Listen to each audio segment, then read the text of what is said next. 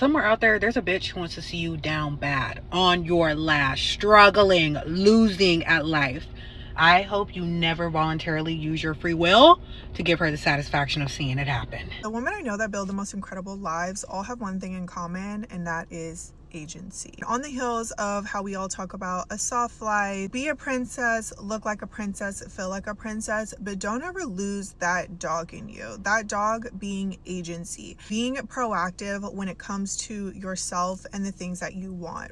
Women don't just sit around in a pity party. They don't wait around waiting for life to happen to them. They go out and try their best to make life happen for them. They aren't just sitting in this pessimistic scarcity mindset day in, day out. They understand audacity, they understand the agency, and they understand the work that they are going to need to put in. And obviously you can't control everything that happens to you, right? But it's one thing to sit and just be a bystander in your own life and also complain about what is happening. A rich life requires participation. If you want something, get up and make it happen. If you want to become someone, get up and become that person, right? Stop waiting for life to happen to you and get in the game, get in the field when it comes to yourself and your life. You cannot be cool if you're afraid to be ugly. And this is, in the most obvious sense, true when it comes to personal style. Like, there are a lot of very beautiful women with very tasteful wardrobes, but you may not consider them cool because they're concerned about being flattering and appeal to the male gaze and form fitting. And they want to be viewed in a Venusian way. Like, they want to be seen as gorgeous or pretty or stunning. The cool girls, a la like Rihanna, right? They used to say like it's ugly until Rihanna wears it because she is interested in something that is interesting. She likes angular. She likes haircuts that are traditionally masculine. She likes dressing in general, traditionally masculine in some ways. And beyond masculinity and femininity, she's also just concerned with things that give intrigue, that provide intrigue. She's not concerned with like being pretty all the time. And I think this is true for the majority of the people who are genuinely doing groundbreaking work within their relationships, friendships, community building, personal style, fashion, media.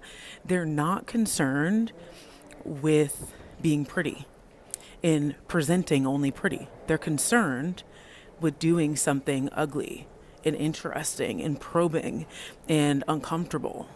And if we even take this down to the granular level of somebody being themselves, right?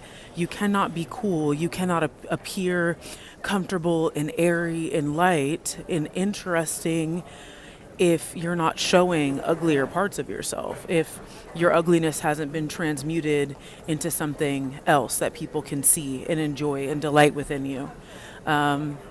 And I just wanted to share that today because I think that there's like so much obsession with a version of perfection, especially with women.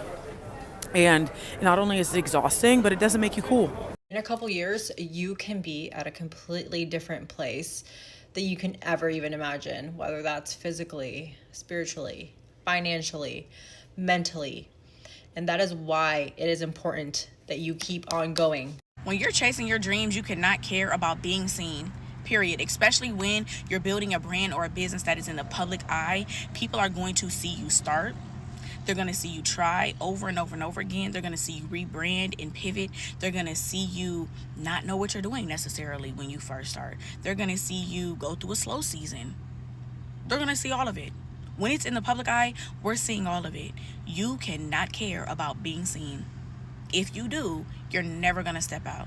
I'm telling you right now, there are so many people who have so much in them. They are sitting on so much, and the only thing stopping them is being afraid of being seen. Your best revenge is your paper, and the real soft life is having your own money. There are 3 things I'm building as an ambitious woman in my 20s who wants to build an extraordinary life. Number 1 is ownership. I'm a university student studying entrepreneurship, so I understand the importance of having equity in an asset like a business, a brand, a digital asset that you own like an email list. It is so important that that you prioritize ownership so that the money that you make scales beyond the hours that you physically are working. Number 2 is financial literacy. Making money is important, but the skill of managing it is just as important and is a whole nother beast. I'm building my personal finance knowledge on things like taxes, credit, investing, so that I'm well equipped to grow and manage my own money. Number 3, I am building my appetite for failure. In my opinion, there's actually no such thing as failure. It is simply feedback on what you're working on and a signal of where you can improve. I take failures as lessons and iterate my processes until I reach my goal. Those are the 3 things that I prioritize as I'm building my own self-life. And if we're being so real, a lot of you guys will say that you want certain things, but you're not willing and ready to put the work in.